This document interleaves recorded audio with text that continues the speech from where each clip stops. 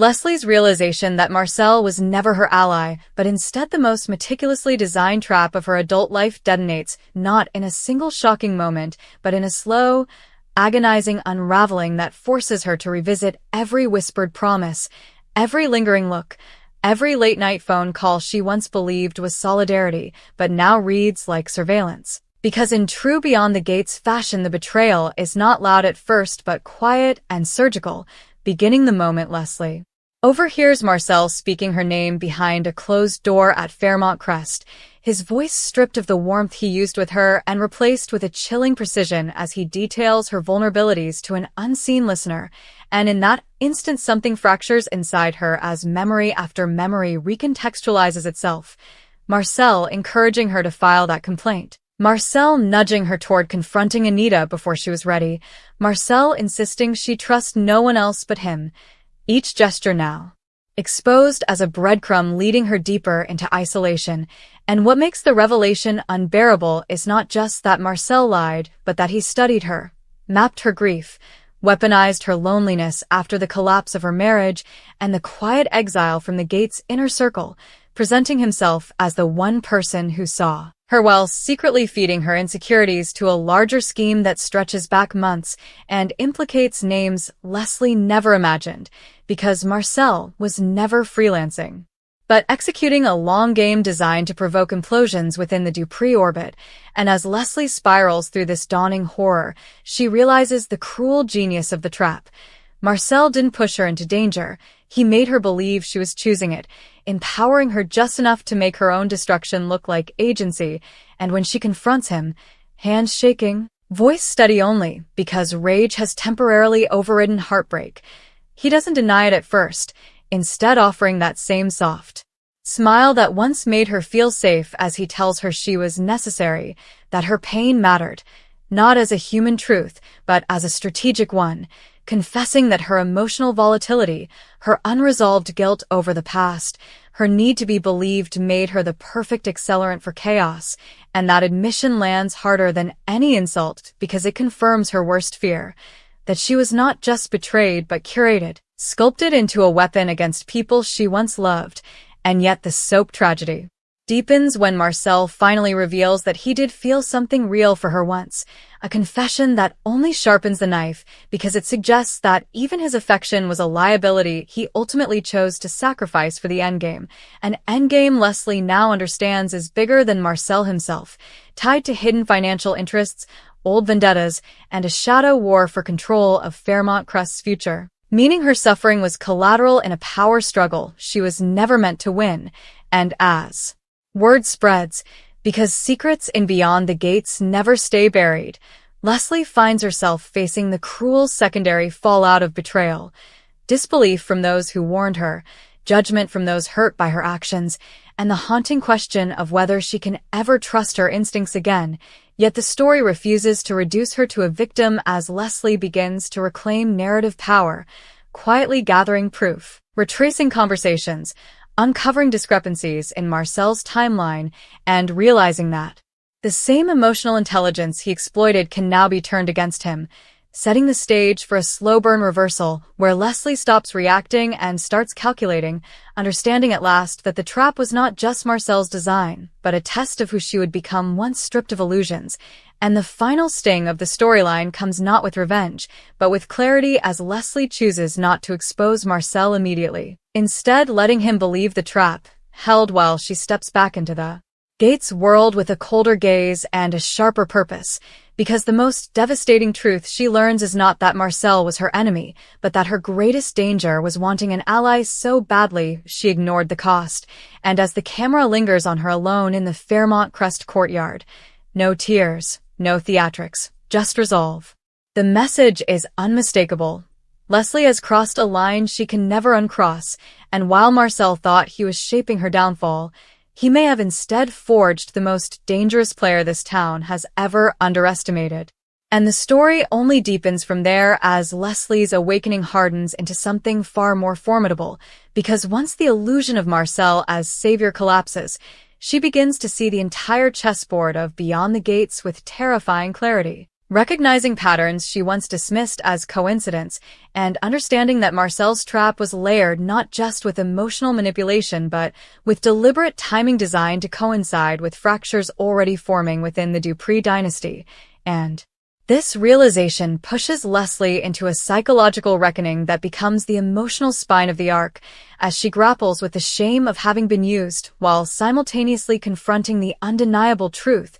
that some part of her recognized the danger and chose comfort over caution. A choice that now haunts her late at night, when Fairmont Crest is quiet and the echoes of Marcel's carefully chosen words replay in her mind like a confession disguised as love, yet rather than collapse under that weight. Leslie does something unexpected even to herself. She weaponizes her self-awareness, using the same introspection that once made her vulnerable to instead anticipate moves before they are made. And as Marcel continues operating under the assumption that Leslie remains tangled in his web, he grows bolder, leaving trails he once concealed, trusting that her loyalty, or fear, will keep her silent. Not realizing that Leslie has begun quietly reconnecting with people she previously alienated, offering half-truths that test allegiances and reveal who might be willing to listen if the full truth ever emerges. And in classic soap fashion, these reconnections are fraught with tension, as some characters see through her immediately while others sense a shift but cannot name it, creating a slow-burning suspense where every glance feels loaded and every conversation carries double meaning. Particularly when Leslie crosses paths with Anita, whose sharp intuition catches something altered in Leslie's demeanor, prompting a charged exchange layered with subtext in which both women recognize that the game has changed even if neither yet knows how. And meanwhile, Marcel's arrogance becomes his most dangerous flaw as he underestimates the emotional evolution happening right in front of him, continuing to frame Leslie as a liability he's already neutralized, even confiding to a shadowy associate that she burned herself out, a line that lands with dramatic irony, because the audience knows Leslie is anything but spent. She is recalibrated, and the narrative sharpens when Leslie uncovers proof that Marcel's involvement goes back further than she feared, tied to decisions that altered lives long before she ever entered his orbit, forcing her to confront a brutal moral dilemma that defines the storyline's emotional climax. Exposing Marcel would also expose her own complicity, her own moments of silence and misdirection, and the question becomes not whether she can destroy him but whether she is willing to destroy the version of herself she pretended to be in order to survive him. And as the pressure builds, Leslie's isolation becomes intentional rather than imposed, a self-chosen solitude that allows her to plan without interference. And when Marcel finally senses the shift, when his calls go unanswered a beat too long, and her eyes no longer search his face for approval, their final confrontation crackles with unspoken threat as Leslie thanks him for teaching her the most important lesson of her life, a line that initially sounds like surrender until it lands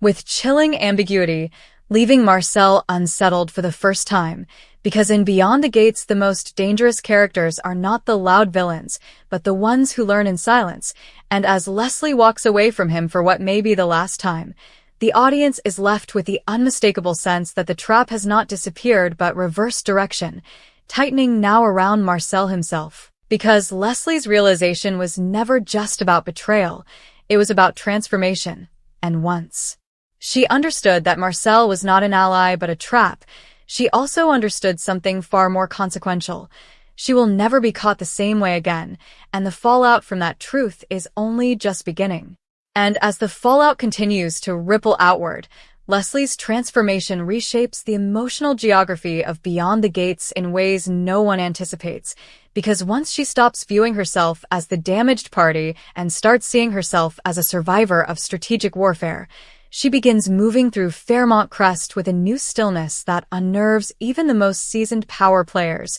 speaking less but listening more, filing away inconsistencies the way Marcel once cataloged her fears. And this shift becomes especially potent when she discovers that Marcel's trap was never designed to end with her downfall alone but to ignite a chain reaction of mistrust across the Gates family, meaning Leslie was intended to be the spark that set off a much larger blaze, and that knowledge fuels a deeper, colder resolve as she realizes the most effective revenge will not be explosive exposure, but surgical redirection. Subtly nudging truths into the open at moments when Marcel cannot control the narrative, allowing others to draw conclusions without her fingerprints ever appearing on the weapon, and this strategy places her in morally gray territory that feels distinctly beyond the gates, because Leslie is no longer fighting to be seen as good but to be effective, and the tension of that choice plays out in intimate scenes where she hesitates before crossing lines she once swore she never would, only to step over them with quiet acceptance,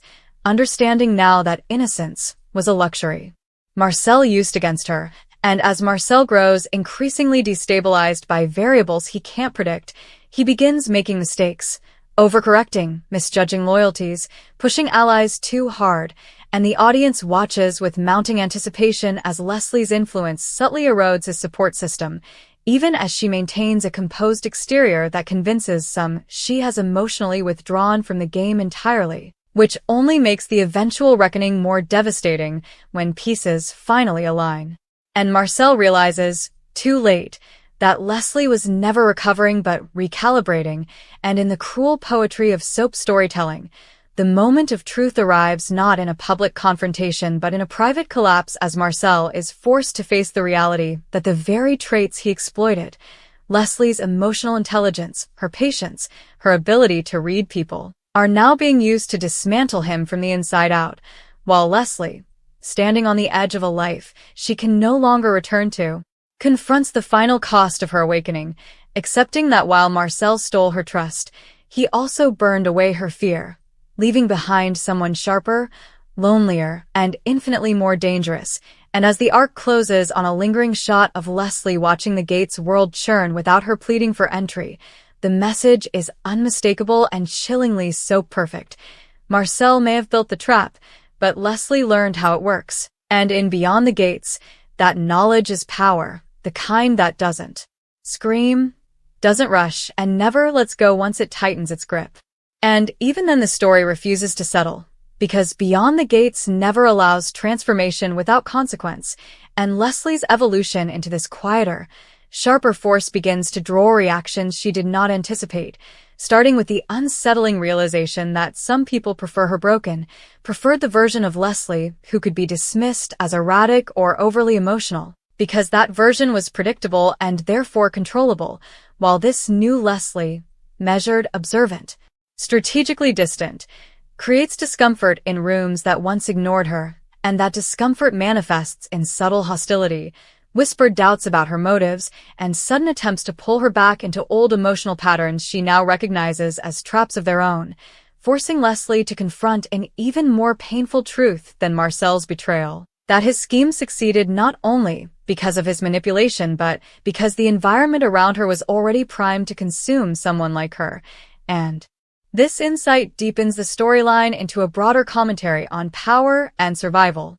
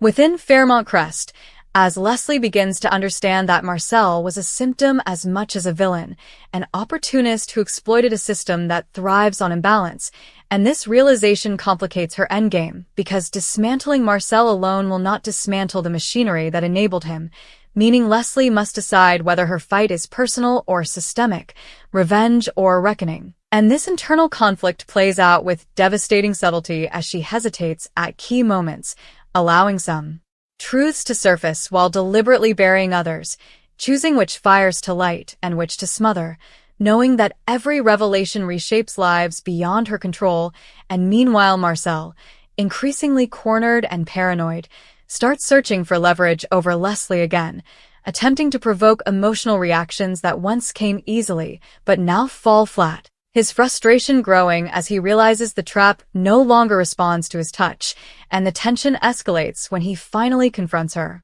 with the accusation that she's changed, a moment loaded with irony because he is the architect of that change, and Leslie's response, calm, almost gentle, cuts deeper than anger ever could as she tells him that she didn't change, she adapted, and that adaptation is something he taught her without ever meaning to, a line that lands like a verdict rather than an insult. And from that point forward, the balance of power shifts irrevocably as Marcel's desperation drives him into alliances that expose his hand, allowing Leslie to maneuver events so that truths emerge organically, seemingly independent of her influence, culminating in a slow-motion collapse of Marcel's credibility that feels both inevitable and earned. Yet the final emotional blow comes not with his downfall but with Leslie's recognition that victory offers no catharsis, no restoration of what was lost, only clarity. And as she watches Marcel's world unravel, she does not smile or gloat, because the cost of her awakening is the permanent loss of innocence, the knowledge that trust is always a risk and allies are often temporary, and in the closing beats of this extended arc, Leslie stands fully apart from the woman she was when Marcel first entered her life, no longer searching for rescue or validation, but anchored in a self-defined sense of purpose that unsettles everyone who underestimated her, leaving the audience with a lingering, uneasy admiration for what she has become, because in Beyond the Gates, survival is never clean, growth is never gentle, and the most dangerous realizations are the ones that teach you how to endure alone. And as Leslie steps forward into an uncertain future shaped by hard-earned awareness rather than hope, the final implication is unmistakable and chilling. The trap may have closed, but the player it created is just beginning to move.